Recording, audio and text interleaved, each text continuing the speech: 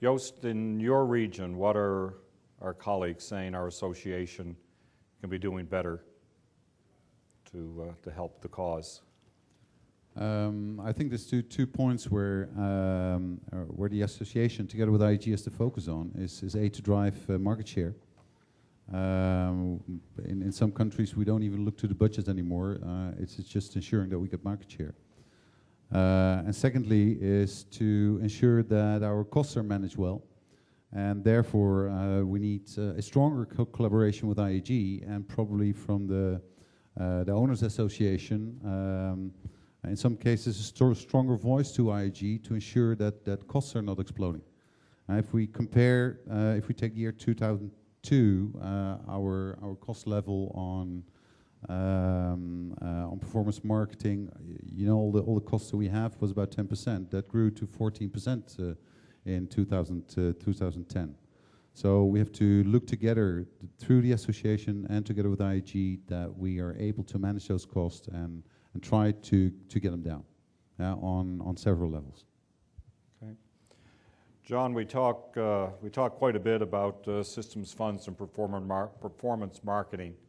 What do you think we can be doing better to make those funds work better for us? Association to help push IHG for not only the lowering of costs, yes, that's obvious, who wouldn't want that, IHG, but we would, of course, but really value for money, to make sure that for every pound or dollar that we spend, that we're really getting a pound or a dollar's worth of value back. I think there's a lot of focus on what the absolute number is, but rather should be more focused maybe on what some of that return is. And I think the association could help a lot, making sure that when we spend the money, we're really getting good value for it. Okay, Jeff, I know that the association, the Canada Committee, is a pretty joined-up group, and we've had some good success there. I think in particular in the area of sales. Do you want to share some of your thoughts on what's working well and perhaps what's not working so well in that area? Yeah, I would agree with that. The fact that our Owners Association probably represents well in excess of 100 properties that of a total of 160 within the country of Canada. You know, it's the vast majority of people sitting around the table, and when we meet at our meetings and we have our dialogue with the Canadian sales and marketing people that are there at the table, it's a great opportunity, obviously, to have things tailored the way that we want to see them now. They've continued to bring new ideas forward to us, ideas like some new regional sales that we've been working with for the last year and a half, and you know, in conjunction with the rest of their sales and marketing team. But the one thing that I really appreciate with that process is just the collaboration that we have with a tighter knit group and the sales and marketing office there. And like I said, this mid-market stuff that we've been going after with regional sales has been an exercise in understanding what exactly the franchisees are looking for, and it's something we're continuing to evolve and are going to continue to focus on for the coming year. Okay, thanks. Martin, do you want to give us some thoughts on system funds, performance marketing, and I asked this at my RIP peril, I know, but just share some of your thoughts with us, please. Well, the sales and marketing fee being too high, I mean, is that No. Listen, I think John has made a very valuable point in terms of we are looking for value for money.